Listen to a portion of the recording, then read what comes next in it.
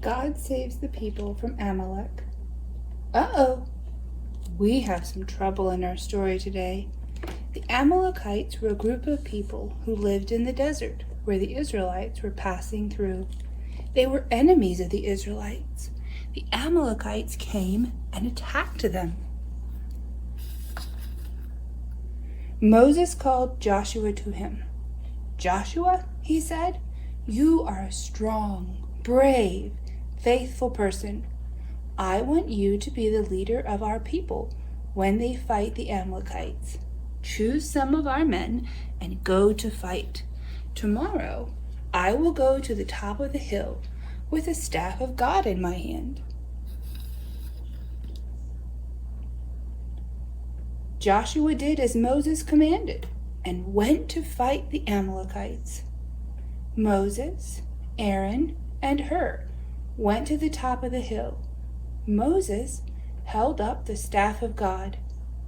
After a while, Moses' arms got tired. Moses decided to keep the staff down and rest his arms. The men noticed something happening. The Israelites didn't seem to be fighting as well as they had before. The Amalekites seemed to be stronger. Moses held the staff once again. things changed. Now the Israelites seemed to be stronger than the Amalekites.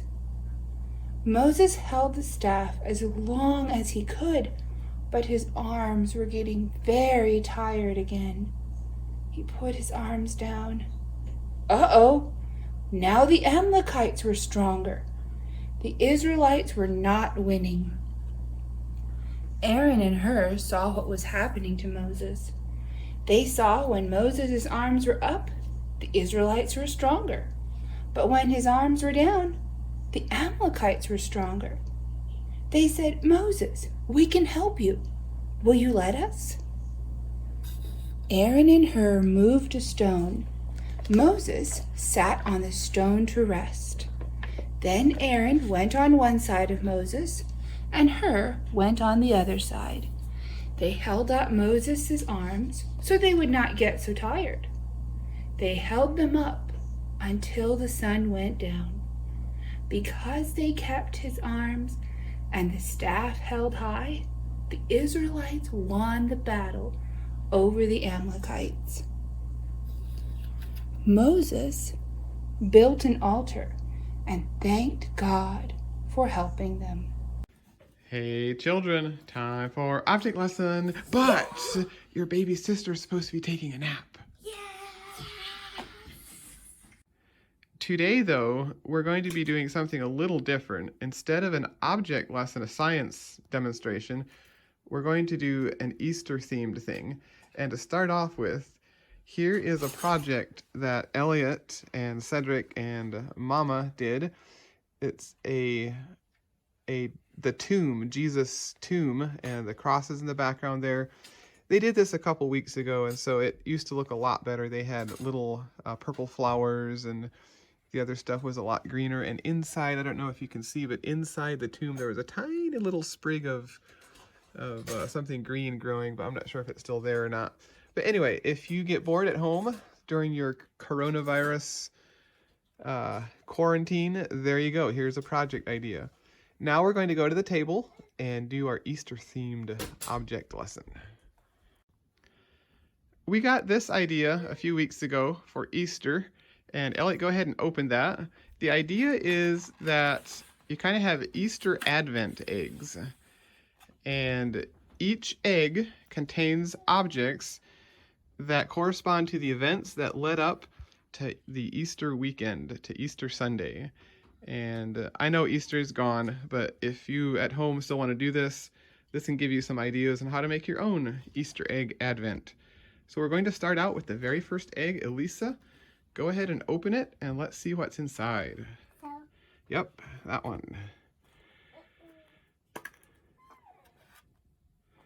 And we have, it's a horse, but it's supposed to be a donkey. And what else? Yeah, leaves. Okay, and that's the story of Jesus' triumphal entry into Jerusalem. And the glare is really bad, but there's the story. So Jesus rode on a donkey, a foal, a colt that had never been ridden before. And he rode it into Jerusalem, and all the people were happy to see him, and they waved the branches and said, "Hosanna! Yay for Jesus! Hooray for the King!" And everything seemed to be going really well for Jesus' ministry. Okay, Cedric, what's the second egg?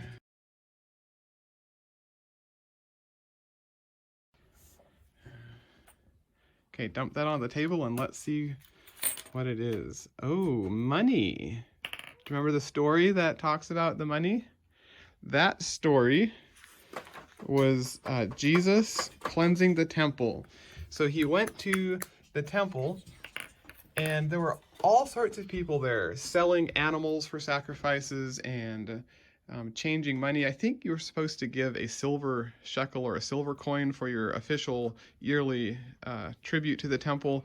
And if you didn't have that, you had to exchange your money for it, and they were dishonest and trying to make profit. And Jesus was not happy.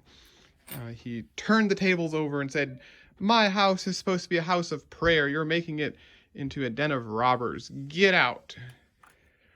Okay, Elliot, the next egg. A Lego block. Okay, that one is kind of strange, but you remember the story, Elliot, that has to do with the Lego block? What does the Lego block represent? It's like a cornerstone. Yes, it represents a cornerstone. So, in the Bible, Jesus argued with the religious leaders a lot. So after he cleansed the temple, they were not happy with him. And so he has all kinds of stories and parables and arguments with them. And the bottom line is that they rejected him as the cornerstone. They did not believe that he was the Messiah, and they rejected him. But Jesus is the cornerstone, and we need to build on him. So the story that we have with the cornerstone one is Jesus arguing with the leaders, and they asked him by whose authority he's doing all these miracles, and he asked them a question and said, John the Baptist, where did his baptism come from? And then he kind of trapped the priests. They couldn't say from heaven because they didn't believe John, and they couldn't say from humans because the people thought John was a prophet, so they couldn't really answer him. And then he told them, fine, I'm not going to tell you either. All right, Elisa, the next egg, the yellow one. Use the yellow one. There we go. What's in there? Whoa, that is a lot of dimes. Elliot, do you remember how many there were? 20. No. Almost. 20 plus 10. 30? 30. 30 pieces of silver. What story does that remind you of? What story does 30 pieces of silver remind you of? When Judas, Judas went to betray Jesus. And so that story is right here.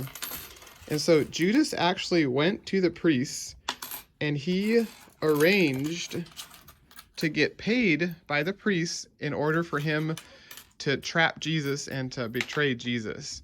And so it actually happened before the night of the Passover. He had already made an agreement with the priests a day or so before, and he was paid 30 pieces of silver. That was the agreement.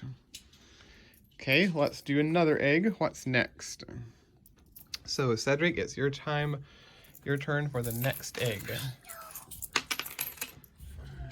Just leave those coins there, Lisa. They're kind of clanky. Okay, here we have a basin full of water and a towel. So what story had a tub of water and a towel? That was the story of Jesus washing the disciples' feet. Here he was their master, their teacher, and yet he was acting like a lowly slave or a servant, doing servant work. And he told them that this is what you need to do to others as well.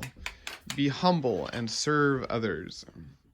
And we have one more egg for today. We're just going to do 6 eggs today. Elliot, do you want to open the next egg? What's in there?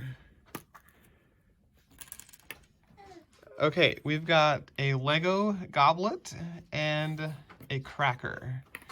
So, yes, you may eat it after we're done here then. So, Elliot, what story? Okay, sure. You can probably find crackers for everyone.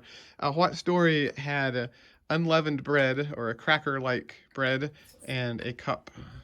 Passover. Passover, yes. And so that story is right here, the Lord's Supper. And so it was the last time that all the disciples were together and ate together.